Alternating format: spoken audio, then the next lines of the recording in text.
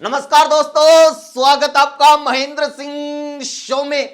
PMO ने यानी सरकार ने यानी मोदी जी ने कहा है कि लोकसभा में पीएम केयर्स फंड से जुड़ा कोई भी सवाल नहीं पूछा जा सकता। सरकार ऐसे किसी सवाल का जवाब नहीं देगी क्योंकि इस फंड पर सरकार का कोई कंट्रोल ही नहीं है। तो क्या इसका कंट्रोल भी अडानी को दे दिया? हमें कैसे पता चलेगा हजारों करोड़ का फंड जो लोगों से इकट्ठा किया गया वो किसको दिया गया, कहां खर्च किया गया? क्योंकि इसके बारे में संसद में सवाल करोगे तो मोदी जी नहीं बताएंगे, आरटीआई लगाओगे तो भी नहीं बताएंगे, पीआईएल लगाओगे तो भी नहीं बताएंगे। तो कैसे बताओगे मोदी जी ट्रंप के कहने पे?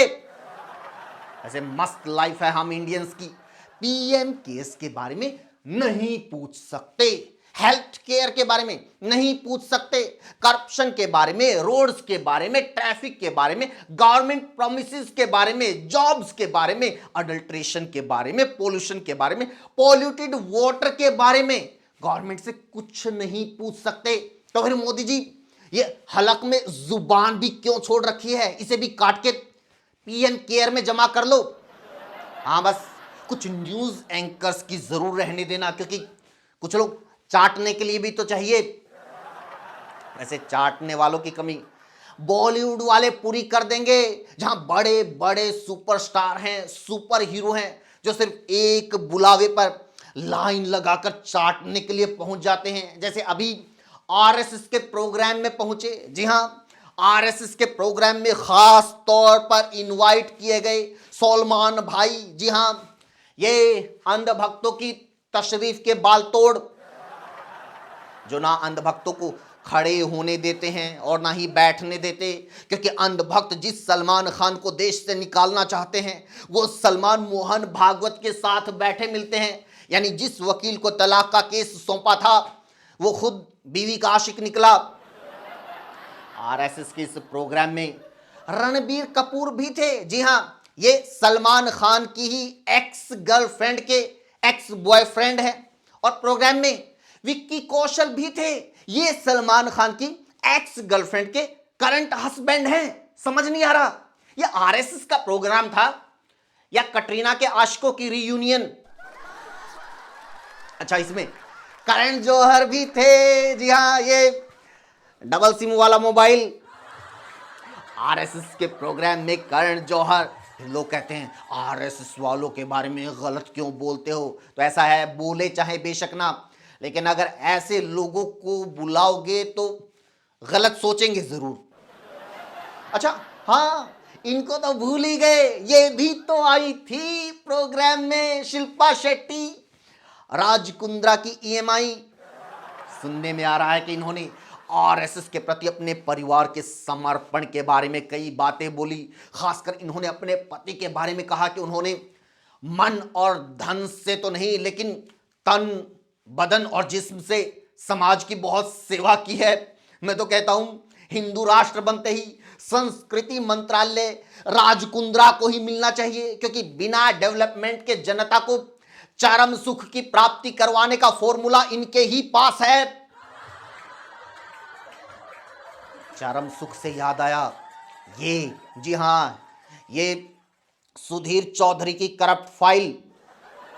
इस बंदे को पहचानते होंगे आप। दिल्ली में 25 साल का एक नौजवान सड़क पर बने गड्ढे में गिरकर मर गया, क्योंकि गड्ढे के आसपास कोई बैरिकेटिंग नहीं थी जिससे किसी को पता चल सके कि आगे बीजेपी की ट्रिपल इंजन सरकार का विकास कार्य चल रहा है। इतने दर्दनाक हादसे के बाद ये बंदा सरकार को डिफेंड करने के लिए आगे आता है और कहता है गलती तो लड़के के माँ बाप की है, स्कूल जाने वाले बच्चे को बाइक क्यों देते हैं। हाँ, इसके मुताबिक वो 25 साल का लड़का स्कूल जाता है, 50 साल की रेखा कॉलेज में पढ़ती है और 80 साल का नरेंद्र दिल्ली यूनिवर्सिटी से एंटायर पॉलिटिकल साइंस की डिग्री करता है। अबे 144 पिक्सल की रूबी का तुझे जरूरत नहीं है सरकार को डिफेंड करने की, ये काम सरकार खुद कर लेगी। कहीं नहीं इस मौत के बाद रेखा गुप्ता इस्तीफा देने वाली और ना ही मोदी इस पर कोई अफसोस जताने वाले।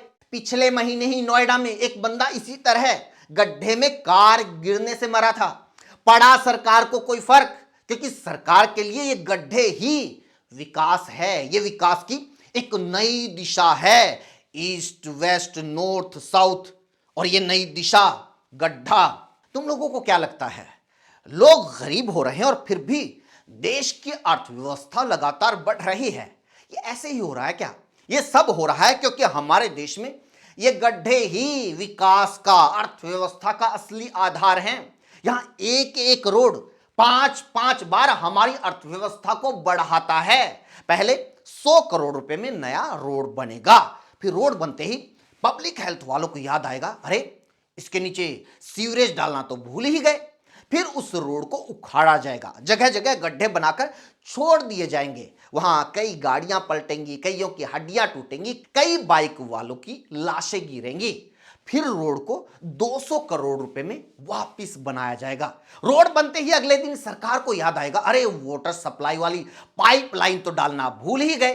तो रोड को फिर से उखाड़ा जाएगा, फिर से कई गाड़ियों और लोगों को गड्ढों की भेंट चढ़ाया जाएगा और फिर 300 करोड़ रुपए में नया रोड बनाया जाएगा।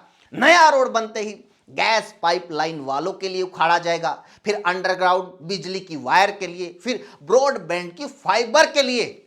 हर बार रोड बनेगी, फिर उखड़ेगी, फिर बनेगी, फिर उखड़ेगी, फिर बनेगी, फिर उखड़ेगी। हर बार टेंडर में सरकारी बाबू करोड़ों कूटेंगे, नेता कूटेंगे, ठेकेदार कूटेंगे।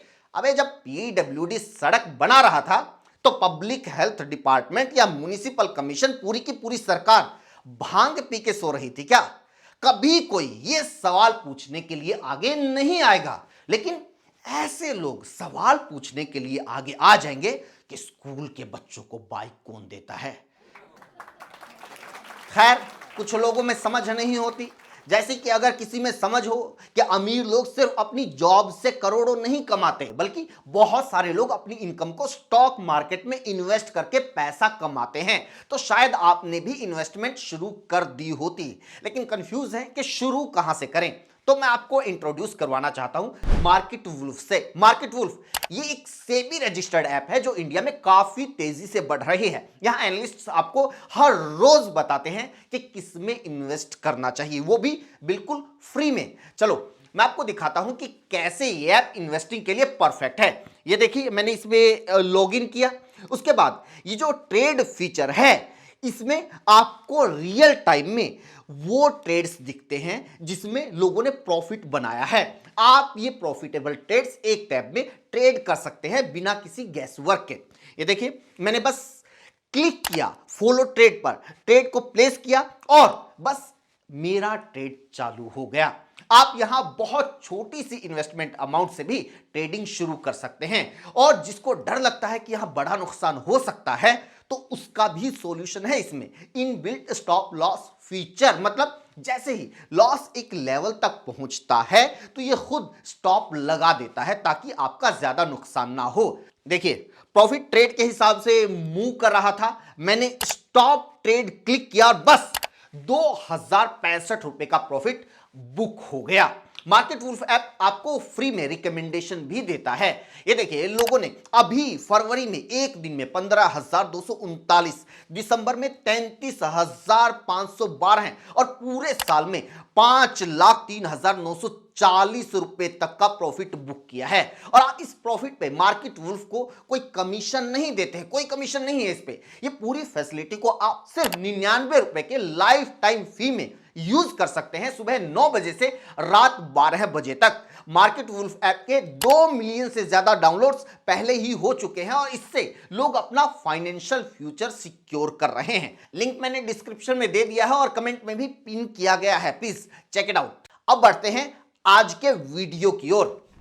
पीएम केयर फंड्स का वेबसाइट का डोमेन .gov.in है, जो सिर्फ सरकारी वेबसाइट्स को मिलता है। इसका ऑफिस खुद पीएम का आवास है, लेकिन फिर भी इसका सरकार से कोई लेना देना नहीं है। लड़के की मां वही है जिसने आपके साथ संबंध बनाए, लड़के की शक्ल बिल्कुल आपसे मिलती है, डीएनए रिपोर्ट आपसे मिलती है, लेकिन फिर भी कहा जा रहा है ये लड़का हमारा नहीं है। ना ना, ये हमारा हो ही नहीं सकता। समझ नहीं आ रहा ये सरकार है या एनडी तिवारी।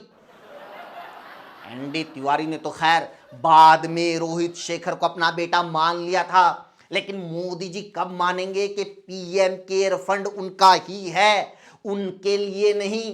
पीएम केयर ही नहीं, टैरिफ के बारे में भी लोगों को इसी तरह गोल गोल घुमाया जा रहा है।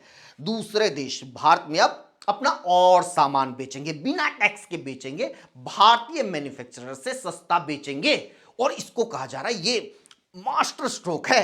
अबे ये भारत की इकोनॉमी के लिए ब्रेन स्ट्रोक है, ये नई तरह की गुलामी है। अब वो दौर नहीं रहा कि कोई हमें आकर बोलेगा तुम लोगों को 3 गुने लगन देना पड़ेगा। कोई अंग्रेज अब आकर हमारी कमर पर कोड़े नहीं बरसाएगा, और ना ही हमें इनकलाब जिंदाबाद बोलने पर फांसी की सजा देगा, और ना ही माफी मांगने पर पेंशन। यह आर्थिक तौर पर गुलाम बनाने का दौर है, यह बाजार पर कंट्रोल और टैरिफ का दौर है। इसीलिए पिछली सरकार के टाइम अमेरिका का जो टैरिफ सिर्फ 3% होता था, वो अब 6 गुना बढ़कर 18% हो गया है। और भारत जो अमेरिका जैसे देशों से टैरिफ लेता था, वो लगभग 0 हो रहा है।